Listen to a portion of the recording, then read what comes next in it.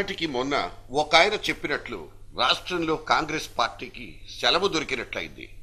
PCC ప్రక్షాళన ఇప్పట్లో లేనట్టేనని తేలడంతో తెల్ల టోపీలన్నీ సేఫ్ జోన్లో సెటిల్ అయిపోయాయి.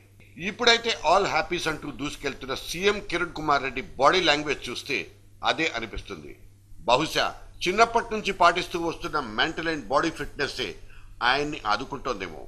ఒక సైడ్ నుంచి సత్తిబాబు సెటైర్లు, జగన్ సైడ్ నుంచి థ్రెట్ల మీద థ్రెట్లు విపరీతంగా పిచ్చెక్కిస్తున్న సీఎం మాత్రం కూల్ కూల్ అంటున్నారు.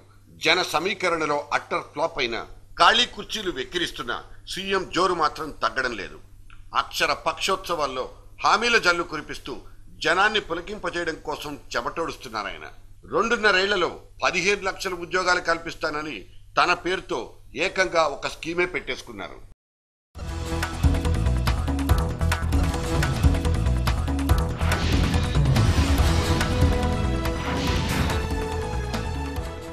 గిల్లి కజ్జాల స్పెషలిస్ట్ కిరణ్ కేబినెట్ లో కొరకరాని కొయ్యగా పేరున్న శంకర్రావు తన దారి రహదారి అంటూనే ముళ్లదారిని వెతుక్కుంటూ ముందుకెళ్తున్నారు. అదేమంటే అందులోనే నాకు తృప్తి అంటారు. ఎంపీ సర్వే సత్యనారాయణ జోలికెళ్లి రాయడానికి అనర్హమైన బూతులన్నీ తిట్టేసి సర్వే నుంచి ప్రతిఫలం కూడా పొందారు ఆయన.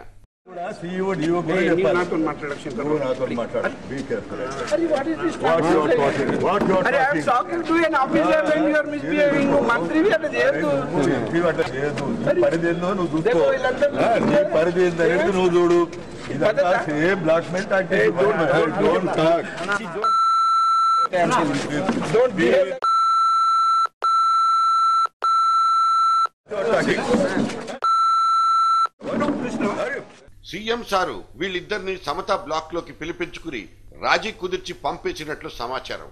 ఇప్పటికైతే అంతా ప్రశాంతం. మరి రేపటి సంగతి ఏమిటంటే ఇంకో శంకుస్థాపన జరిగితే గాని సత్యనారాయణ శంకర్రావుల నోళ్లకు గ్యారంటీ లేదుగాక లేదు.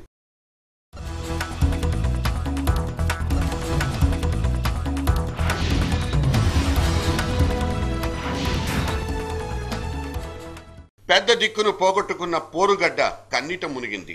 తెలంగాణ మారుమూలకు ఉద్యమ స్ఫూర్తిని ప్రసరింపజేసి 3 తరాల పాటు ముందు నడిచిన ప్రొఫెసర్ జయశంకర్ తెలంగాణ రాకముందే శాశ్వత నిద్రలోకి జారుకోవడం పోరు చరిత్రలో ఒక కన్నీటి పుట. పాడిమోచిన తెరాస నేతలు కళ్ళనీళ్లు పెట్టుకుంటుంటే పార్థివ దేహం దగ్గరకొచ్చిన ఇంకొందరి నేతలకు శృంగభంగం అయితే ఆ రచ్చ కాస్త ఒక చర్చకు తావిచ్చింది. తెలంగాణ నేలకు స్వయం పాలన అనే ఒకే ఒక ఆకాంక్షతో బతికిన జయశంకర్ సార్కు అస్మదీయులెవరు, తస్మదీయులెవరు? జయశంకర్ అజాత శత్రువని, ఆయన దగ్గర వివక్షకు తావే ఉండదని తెలిసినా అంతిమ సంస్కారం మలినమవ్వడం కొన్ని మనసుల్ని గాయపరిచినట్లుంది. ఇక్కడి కన్నీటి పర్యంతానికి ముందే అక్కడ బెజవాడ బండి గేరు మార్చి కూత పెట్టడం ఊతం కోసం వేచి చూస్తున్న విద్వేషానికి ఊపునిచ్చేసింది. ఎప్పుడూ ఏదో ఒక కొత్త విషయం చెబుతానంటూ ప్రెస్ ముందుకొచ్చే లగడపాటి ఈసారి పాత వార్త మీదనే కాస్త కారం చల్లి మీడియాకు పంచిపెట్టారు. తెలంగాణ ఇస్తే విధ్వంసం తప్పదని, సీమాంధ్రులు 25 లక్షల కోట్ల పెట్టుబడులు పెట్టిన భాగ్యనగరం దిక్కు లేకుండా పోతుందని లగడపాటి చెప్పిన స్పష్టమైన మాట అనుకున్నట్టే అదర్ సైడ్ మంట పెట్టేసింది. నెల రోజుల్లో అటో ఇటో అన్న ఆ ఒకే ఒక్క మాట అక్కడ తురుపు ముక్క. ఉద్దేశాలు రెచ్చగొట్టాలను లేకపోతే అల్లకల సృష్టించాలని ఎవరికి భావన కానే కాదు. అతి త్వరలోనే ఒక నెల రోజుల లోపల సమస్యకు శాశ్వత పరిష్కారం వస్తుందని చెప్పి నేను అనుకుంటున్నాను.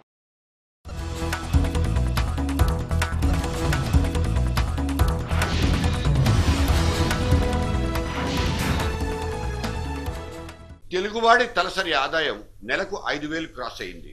పెద్దవాడు పేదవాడి మధ్య తారతమ్యం తగ్గిందో లేదో తెలియకపోయినా ఈ 2 ఆర్థిక పరిస్థితుల సరాసరి మాత్రం మెరుగుపడిపోయిందన్న గణాంకం ఒక భారీ ఊరట. పై లెక్కలు బలంగా కనిపిస్తున్న జీవన గతి మాత్రం అతుకుల బొంతే. వెండి పుత్తడి తగ్గుముఖం పట్టిందని ఊపిరి పీల్చుకునే లోగానే కామన్ మ్యాన్ కిచెన్ గోల్డ్ కాక పెడుతూనే ఉంది. వంట గ్యాస్, కిరోసిన్ ధరలు ఏ క్షణాన్నైనా పెరగవచ్చన్న వార్త బిలో మిడిల్ క్లాస్ ని ఏడుపు అంచులకు తీసుకెళ్తోంది.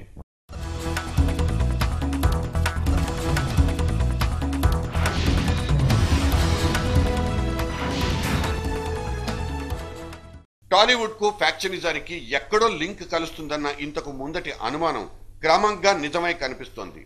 మద్దెల చెరువు సూరి, అతడి రైట్ హ్యాండ్ బాణులతో కలిసి దందా చేసేవాడన్న ఆరోపణలే బేస్గా చెన్నైలో నిర్మాత సింగనమల రమేష్ అరెస్ట్ అయ్యాడు.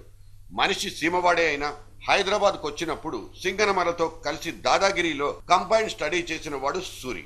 సూరిని బూచిగా చూపి ఫైనాన్షియర్స్ కి శటగోపం పెట్టడం సింగనమల ప్రాక్టీస్ లో ఒక భాగం. తనకు 7.5 కోట్లు ఎగ్గొట్టాడని వైజయంతి రెడ్డి అనే ఫైనాన్షియర్ కోర్టుకెక్కడమే సింగనమలను జైలు పాలు చేసింది. రెడ్ కార్నర్ జారీ అయిన భాను రేంజ్ పెరిగిపోవడంతో అతన్ని పట్టుకోవడం మాని అతనికున్న లింకుల్ని బయటకు తీస్తోంది సిఐడి. ఈ మాత్రమైనా డొంక కదిలినందుకు పోలీసులకు శబాష్ చెప్పుకుందామా?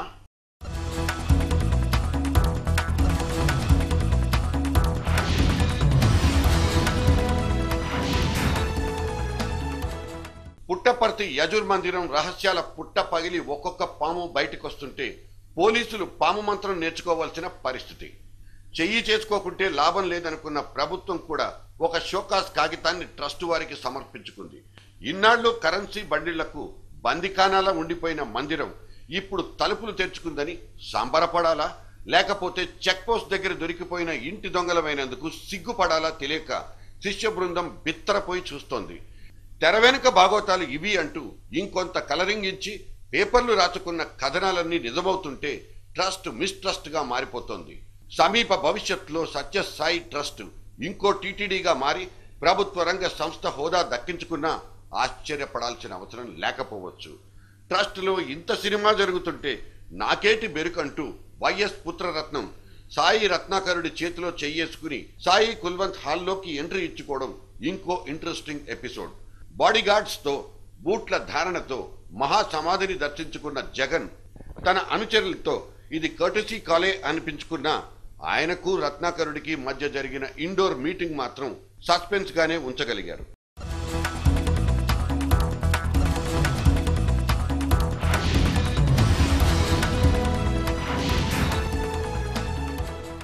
అన్నా హజారే అనుకున్నదే జరిగింది. లోక్పాల్ వ్యవహారం జోక్పాల్ గా మారింది. ముసాయిదా కమిటీ చివరి సమావేశం దాకా సాగదీసిన కేంద్ర సర్కార్ చివరకు తూచ్ అన్నంత పనిచేసింది. అన్నా చెప్పినట్లు లోక్పాల్ కమిటీ ఏర్పాటైతే అది సమాంతర ప్రభుత్వమే అవుతుందని, దాన్ని మేమెలా సహించగలవని కపిల్ సిబాల్ తెగేసి చెప్పారు. అది సర్కారుడి దెబ్బంటే. 5 పెద్దలు కూర్చుని ప్రభుత్వాన్ని శాసిస్తే కుదిరే పని కాదంటూ వామపక్షాలు కూడా అన్నా లెక్కను తప్పుపట్టేశారు. హజారే పెట్టిన ఆగస్టు 16 డెడ్ లైన్ మన్మోహన్ ను ఇబ్బంది పెడుతున్నా ఆయన దగ్గరున్న అష్ట దిగ్గజాల్లో మాత్రం ఆ వణుకే కనిపించడం లేదు. హజారే దీక్షకు దిగితే రామ్దేవ్ కు పట్టిన గతే పడుతుందన్న దిగ్విజయ్ మాట ఒక్కటి చాలు ప్రభుత్వ వైఖరి అద్దం పట్టడానికి. आप इस बात को कैसे कहते हैं? लोकपाल का बिल तो पार्लियामेंट तय करेगी. ड्राफ्ट कमेटी ने ड्राफ्ट अपना बना के भेज दिया. जो बिंदु में मतभेद है वो भी बना के भेज दिया. अब ये अन्ना साहब हजारे साहब को छोड़ देना चाहिए पार्लियामेंट पर, और अगर फिर कुछ कहना ही है तो स्टैंडिंग कमेटी के सामने जाकर बात कर सकते हैं. తర్వాత నాలిక్కర్చుకున్న దిగ్విజయ్ కామెంట్ తేలికైంది మాత్రం కాకపోవచ్చు. తాను తూటాలకు భయపడే రకం కాదంటున్న అన్నా హజారే తెగేదాకా లాగుతానన్న సంకల్పాన్ని వదులుకునేలా లేరు. ప్రభుత్వంతో తాడో పేడనంటున్న అన్నా వెంట ఈసారి ఎంతమంది నిలుస్తారో లెక్క పెట్టాల్సింది. अरे अगर आपने ये हालत बनाई अभी जैसे रामदेव बाबा की ऐसे अन्ना हजारे की बात करना चाहते हैं. अन्ना हजारे का तो मृत्यु हथेली पर है, वो मरने से डरता नहीं. तो आप लाठी क्या गोली चलाने से भी अन्ना नहीं डरेगा उसको. అక్కడ 2G డ్రామా సెంటిమెంట్ మలుపు తీసుకుంది. 200 కోట్ల తరలింపు డాక్యుమెంట్ల మీద సంతకం పెట్టిన లేత చేతులు తిహార్ జైలు గోడల మధ్యన కొవ్వొత్తుల తయారీలో నిమగ్నమయ్యాయి. వారానికి ఒక్కసారి చెన్నై నుంచి వినిపించే నాన్న పిలుపు కనిమొళికి ఊరటనిస్తున్నట్టు లేదు. జైలు జీవితం బోరు కొట్టకుండా క్యాండిల్ కల్చర్ ఆమెను ఆదుకుంటోంది.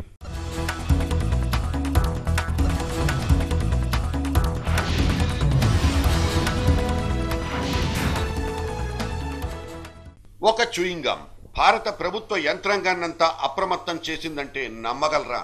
నమ్మి తీరాల్సిందే. ఆర్థిక మంత్రి ప్రణబ్ ముఖర్జీ కార్యాలయంలో కొన్ని నిఘా కళ్లు మాటు వేశాయన్న అనుమానం మీడియాలో కూడా కూసింది.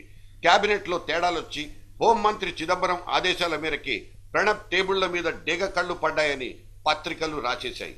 ఈ గూఢచర్యం వెనుక అసలు కథేంటని ఆరా తీయడం కూడా జరిగింది.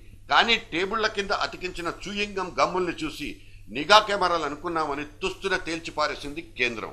అయినా ఈ చూయింగ్ గమ్ ఎపిసోడ్ ఇప్పటికీ అనుమానాస్పదంగానే ఉందంటోంది విపక్షం.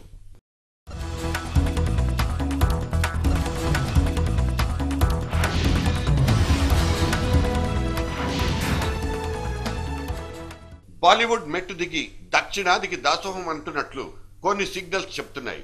టాలీవుడ్ బ్లాక్ బస్టర్స్ ని రీమేక్ చేసుకుని వసూళ్లు మరిగిన హిందీ ఫీల్డ్ ఇప్పుడు బిగ్ బి సినిమాతో ఫినిషింగ్ టచ్ స్థాయికి వచ్చేసింది. డా హోగా తెరా బాప్ రిలీజ్ డేట్ కు ముందే సంచలనం సృష్టిస్తోంది. ఆర్జీవీ తర్వాత అంత రేంజ్ లో దూసుకుపోయి ముంబైలో తిష్ట వేసిన పూరి బిగ్ బిని డైరెక్ట్ చేయడం ఇండియన్ సెల్యులాయిడ్ మీద తాజా సంచలనం. సినిమా అశాంతం తెలుగు ఫ్లేవర్ కనిపించేలా పూరి డైరెక్ట్ చేసినట్లు ట్రైలర్స్ చెప్తున్నాయి.